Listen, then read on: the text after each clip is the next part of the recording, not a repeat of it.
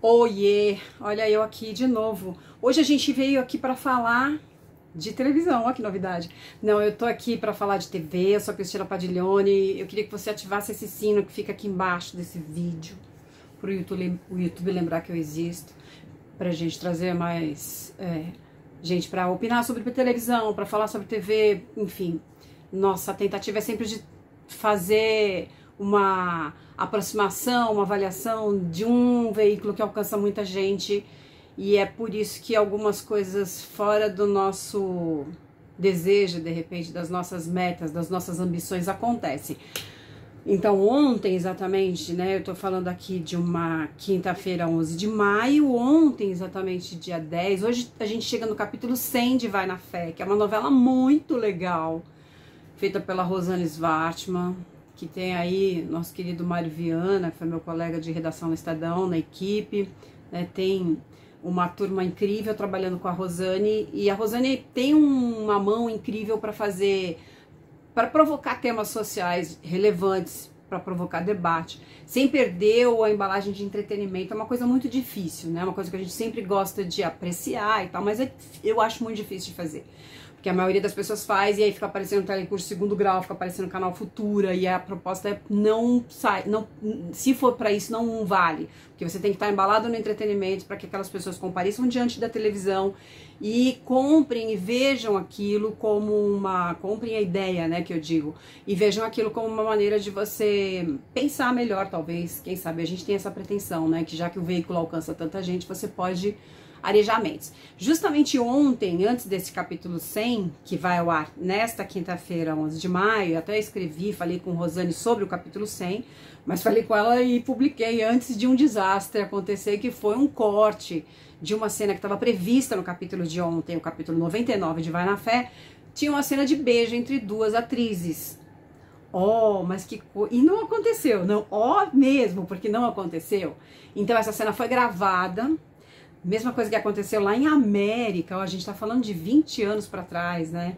Em América, a Glória Pérez fez isso também, era uma cena com Bruno Galhaço, tinha um beijo que foi gravado e não foi pro ar. Então ontem, a Priscila Steinman e a Regiane Alves deveriam ter se beijado em uma cena que não foi pro ar, isso foi gravado e não foi pro ar. O diretor Paulo Silvestrini, pelo que apurei eu, faz sempre ali uma versão de selinho, que é uma coisa mais... afetiva, mais assexuada, vamos dizer assim, menos libidinosa, e um beijo mais beijo, né? Mas não foi nada disso pro ar, não foi, tinha uma troca de carícias e tal, e tudo isso foi cortado. Aí eu pensei, será a novela das 7? Não, Malhação já fez isso, né? Já teve troca de beijo de meninas. Outras 1000 discussões mais profundas sobre o universo LGBTQIA+, sobre todas as formas de amor, né, vamos dizer assim, foi o que a Regiane Alves publicou hoje no Twitter dela, né, vamos esperar e vamos torcer que continuamos acreditando que toda forma de amor vale a pena, alguma coisa assim, mas é isso que a gente quer acreditar. O que acontece é, a Globo se manifestou com um texto ridículo, a meu ver, né, dizendo que por questões estratégicas, nem tudo que é gravado vai pro ar. É verdade, nem tudo que é gravado vai pro ar, mas em 99% das vezes não é um excedente de cenas, e quando você tem uma prioridade, um critério para cortar uma parte, não cortar outra. Mas não é esse o caso, não é uma questão estratégica de história, é uma questão estratégica de em cima do muro, de não se posicionar, mas é de não desagradar uma parcela do público. A gente vai lembrar que, embora a gente tenha trocado um governo muito conservador por um governo dito progressista, metade do país fez aquela opção do governo conservador. Ainda eu acho que não é metade, né? Porque a gente teve ali algumas outras coisas, mas vamos dizer assim, vai 45%, 40%, que seja 40% desse voto conservador seja realmente verdadeiro. Quando eu digo verdadeiro é porque muita gente não foi votar, não porque não pôde, ou porque não conseguiu, porque não estava aqui, ou porque passou, enfim, tem uma abstenção grande ali, né, na votação. Então vamos dizer que sejam 40%, é muita gente, né, quase metade da população. Esse caráter muito conservador, porque ali era um voto muito conservador realmente, a gente estava falando ali de um segundo turno bastante, como foi em 2018, e você vê que de 2018 para cá as coisas se esvaziaram demais. A Globo apostou em vários documentários e produções esse ano no Globoplay, que eu sempre pergunto, cara, será que se a gente tivesse tido outro resultado da eleição estaria indo pro ar? Porque são produções que lembram a repressão, a ditadura, tem várias discussões progressistas ali.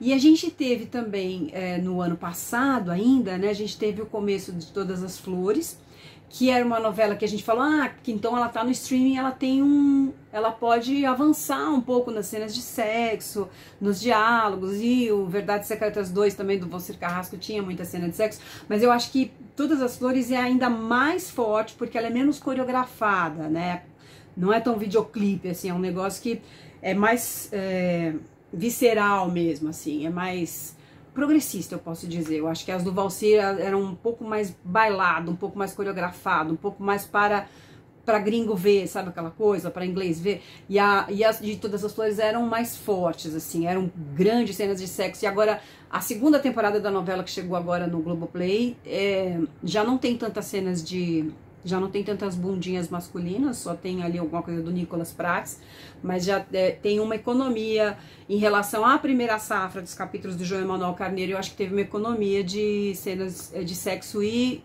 de nudez.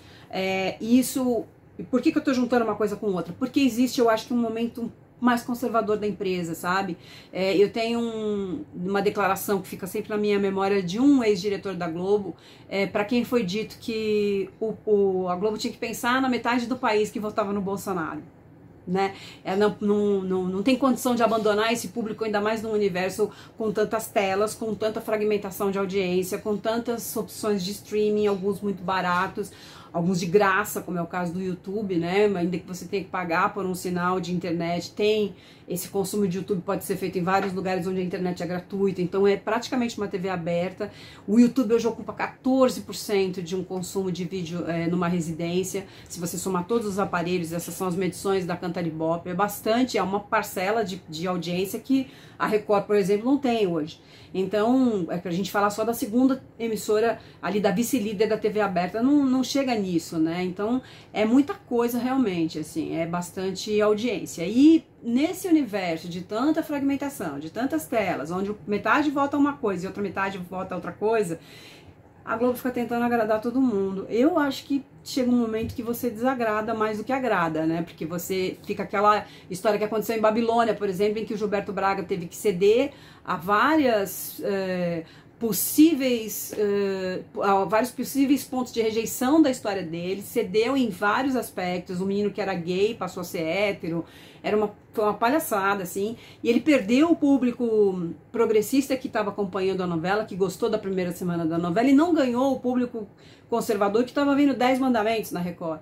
Então, assim, eu acho que tem coisa que, assim, já foi escrito, foi gravado, é preciso ter um cuidado com isso, porque você causa um barulho, de repente, em redes sociais, que vai ser muito maior do que o barulho que seria causado pela cena de beijo das duas meninas.